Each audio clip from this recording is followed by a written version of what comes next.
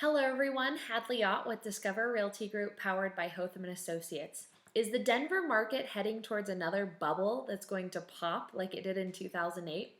I have been asked this question more than a dozen times in the past couple of weeks. So today I want to talk to you about some contributing factors that we saw to that bubble pop in 2008, where our market is actually at right now, and what it would really look like if we were heading towards a bubble. So let's jump right in.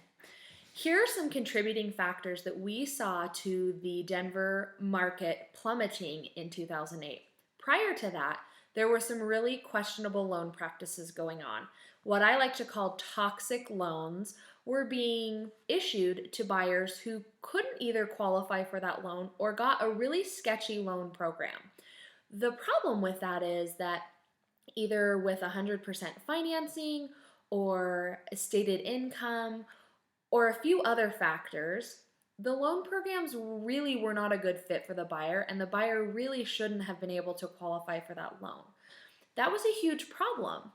The second thing was that there was an oversupply of properties and an oversupply of building. So here we see all of this supply, but there wasn't the demand for it. So in order to sell the properties, the prices had to come down and down to meet the demand level.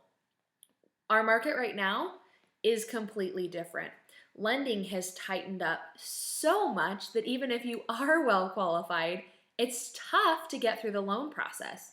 Second, we know that the inventory in the Denver area is so critically low that buyers are competing so hard just to get a property, and that's one reason that we're seeing the prices go up.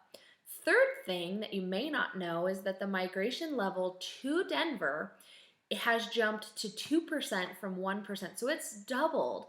That means that we're having a lot more people move to Denver, and that is just driving our demand. So instead of having the oversupply, we actually have an undersupply and an over amount of demand now, and that's really causing some of this competition and momentum, and that's why it's really great for sellers right now.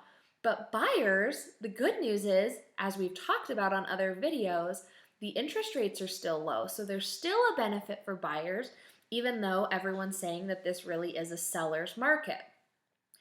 With rental rates still being sky high and the competition in the housing market where it's at, we're still seeing minimum days on market, but we're seeing that the average sales price is creeping up every single month.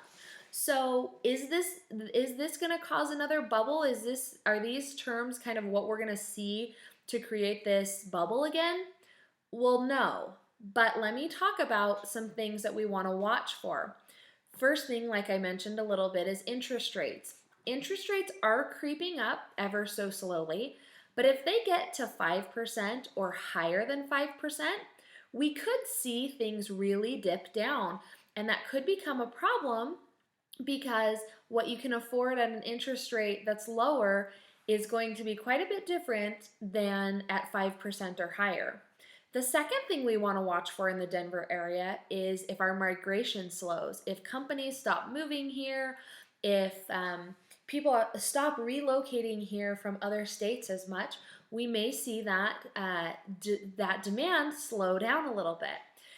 The third thing, which I don't foresee this happening, but is if we see a huge influx of inventory, so much inventory that our demand can't balance out where our inventory's at, those would be the factors that would contribute towards another bubble. So at this point, no, the Denver market is not heading towards another bubble. The competition is really great for sellers because they're driving home values up. And they're also great for homeowners who aren't selling right now, but maybe who want to refinance or take some of that equity out of their house. Maybe they do want to move. Maybe they want to invest in another property. Take some of the equity from your current home and invest in another property. That's a great option with these home values rising. So thanks so much for watching, and please reach out to me at the email below with any questions.